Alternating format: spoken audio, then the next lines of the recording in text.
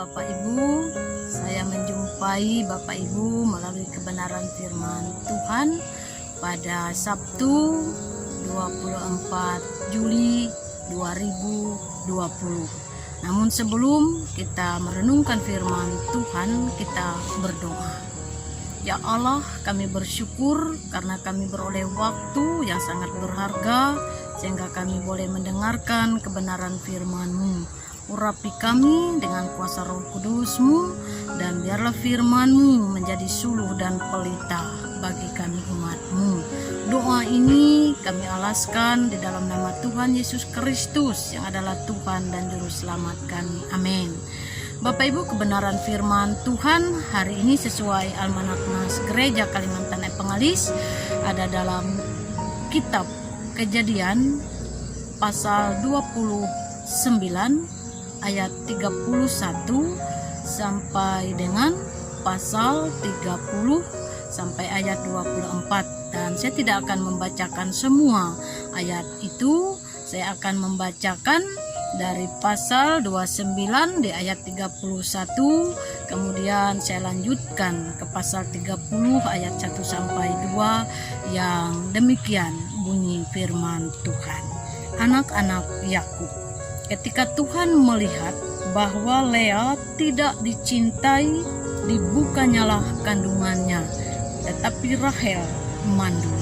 Ayat 1 dan 2 di pasal 30 berbunyi demikian.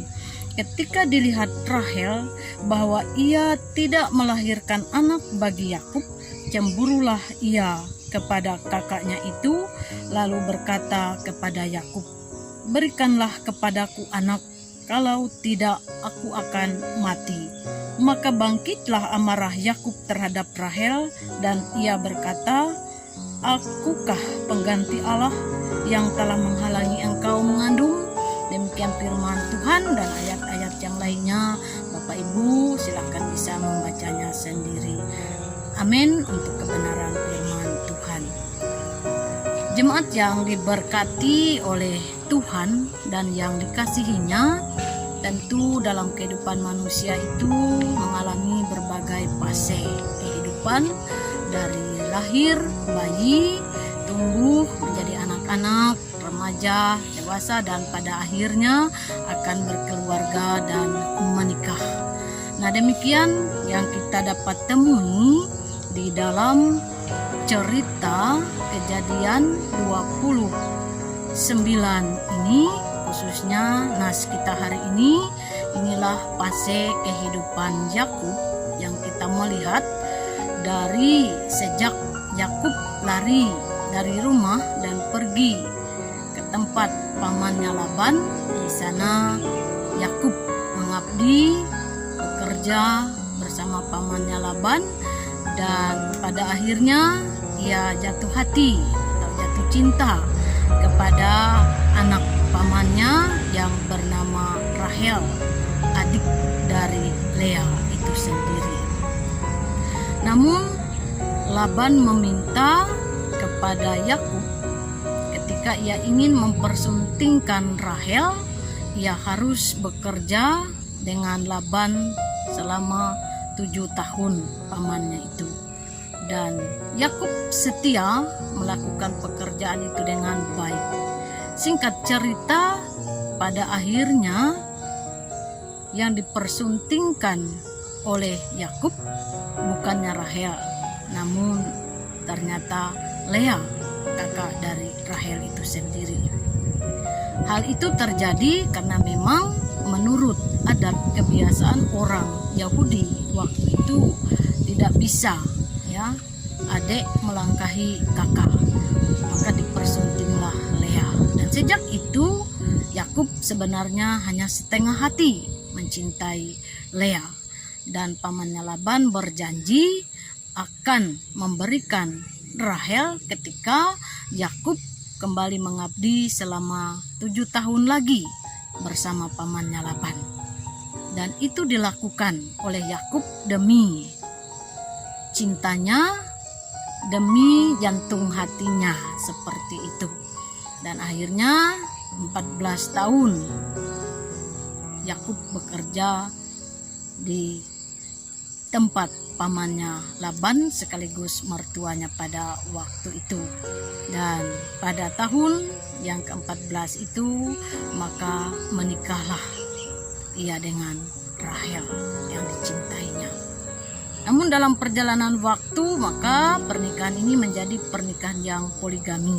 Bapak Ibu jemaat Tuhan yang diberkati, tentu bukan poligaminya yang mau kita lihat, karena kita tahu asas pernikahan Kristen itu adalah asas monogami.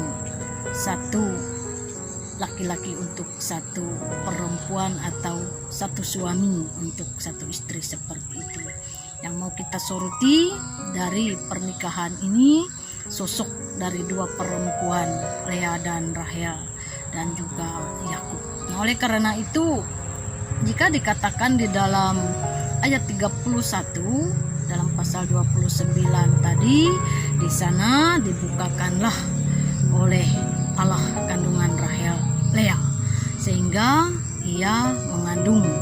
Dan dari kandungan Lea kita melihat ada beberapa anak, bahkan juga dari Lea itulah juga menjadi suku Israel. Dan ketika Lea telah melahirkan anak, maka muncullah satu pemikiran di dalam hati Rahel bahwa ia juga harus bisa melahirkan anak. Nah, mengandung si Lea di sana dan melahirkan anak, lalu dikatakan Rahel itu mandul. Mandul di situ bukan berarti satu hukuman sebenarnya dari Tuhan, itu hanyalah interpretasi dari si Rahel mengenai keadaannya pada waktu itu, sehingga belumlah mengandung. Artinya mempunyai seorang anak itu menunggu waktu dan kehendak Tuhan. Namun manusia, si Rahel merasa cemburu, merasa iri dengan kakaknya karena sudah melahirkan beberapa anak buat Yakub sedangkan dia belum. Maka apa yang terjadi di dalam bacaan sana Bapak Ibu, kita melihat dalam ayat 1 tadi, Rahel begitu melakukan sesuatu ucapan kepada Yakub, dan Yakub mengatakan, "Allahkah aku ini sehingga menghalangi engkau untuk mengandung?" Ini memperlihatkan bahwa ada sikap sebenarnya ya, dan sifat yang dimiliki oleh Rahel, di mana dia di sana kita melihat ada satu sikap, ada satu sifat manusianya yang senantiasa ingin menjadi bersaing dengan kakaknya itu, supaya juga menjadi pusat perhatian dari suaminya ketika ia bisa melahirkan anak.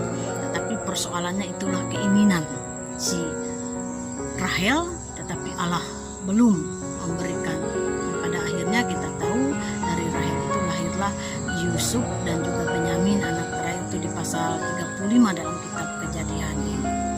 Nah, apa yang kita soroti Bapak Ibu dari pernikahan ini, dari kondisi ini, memang kalau kita lihat di sana terjadi carut marut, karena ketika terjadi persaingan di sana mereka sama-sama menyuruh Yakub untuk mendekati dari masing-masing budak mereka, atau istilah sekarang itu asisten rumah tangga mereka, si Silva dan si Bilha. Ya, Bilha itu budak dari si Rahel dan Silpa itu budak dari si Lea, sehingga juga menghasilkan anak-anak yang dikatakan ada Naftali, ada Dan, ada Asher di sana ya, jumlah anak. Sehingga memang secara kenyataan realita pada waktu itu terjadi kondisi dalam keluarga Yakub itu persaingan, intrik dan trik, dan juga perjuangan yang panjang dari Yakub itu bisa kita lihat. Satu sisi dalam sebuah pernikahan yang terjadi dalam kehidupan keluarga Yakub.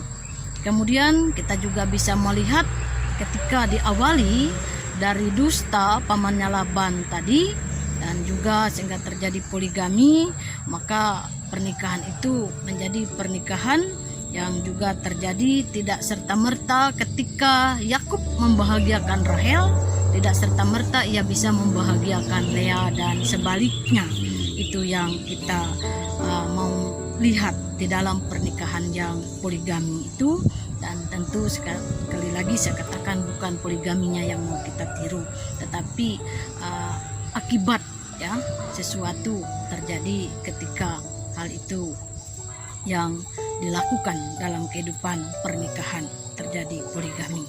Nah, dan ada pesan di sana bahwa poligami tadi sebenarnya sekali lagi bukanlah titah Tuhan, tetapi sekali lagi itu perjalanan proses yang dilakukan oleh manusia karena terbawa atau dipimpin oleh keinginan manusianya, ya, sehingga terlihat tersirat di sana pernikahan yang hidup dikuasai dan dipimpin oleh keinginan atau hawa nafsu semata.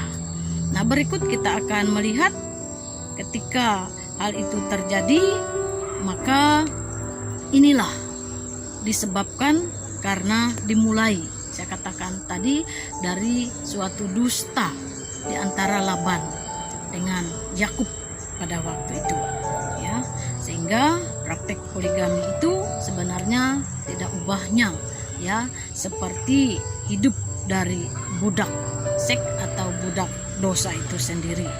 Dan tidak sedikit apa yang terjadi di sana adalah sebuah perceraian, sebuah hidup yang tidak terlalu rukun seperti itu, bahkan bisa terjadi hal-hal yang tidak diinginkan ketika hal itu terjadi dalam kehidupan pernikahan.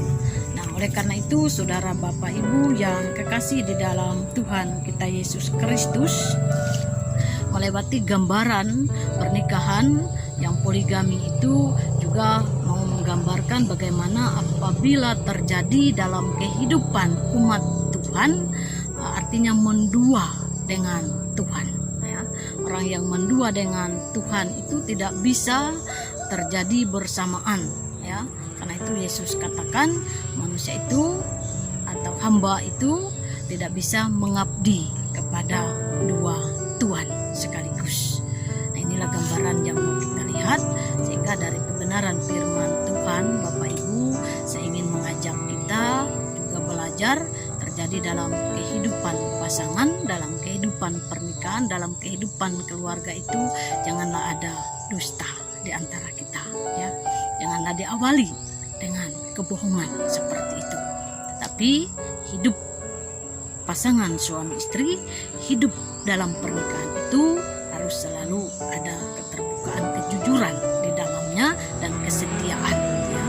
Maka itulah yang merupakan sumber satu kebahagiaan, dan senantiasa juga harus mendasarkannya pada perintah, firman dan kehendak Tuhan, sehingga tidak semata-mata ketika menjalani kehidupan berumah tangga itu berdasarkan hanyalah keinginan manusianya saja atau dipimpin oleh keinginan hawa nafsu, tetapi ia harus mendasarkan kehidupan pernikahan itu adalah kepada kehendak dan kebenaran firman Tuhan. Dan sekali lagi saya katakan, asas dari pernikahan keluarga rumah tangga Kristen itu adalah monogami, bukan poligami. Nah, Bapak Ibu yang terkasih di dalam Tuhan kita Yesus Kristus, biarlah setiap kehidupan keluarga dan rumah tangga yang boleh kita jalani, yang boleh kita alami dan kita lalui bersama, mendatangkan satu kebahagiaan di tengah-tengah keluarga dan rumah tangga kita, dan terlebih melewati itu menjadi pujian kemuliaan bagi nama Tuhan. Amin. Shalom. Mari kita berdoa. Pimpin kami Tuhan dalam menjalani kehidupan pernikahan, kehidupan rumah tangga kami dengan mengandalkan pertolongan dan mendasarkannya kepada perintah firman-Mu, sehingga tidak semata-mata, tidak melulu kami mengandalkan pikiran dan hawa nafsu manusia kami. Terima kasih Tuhan. Amin.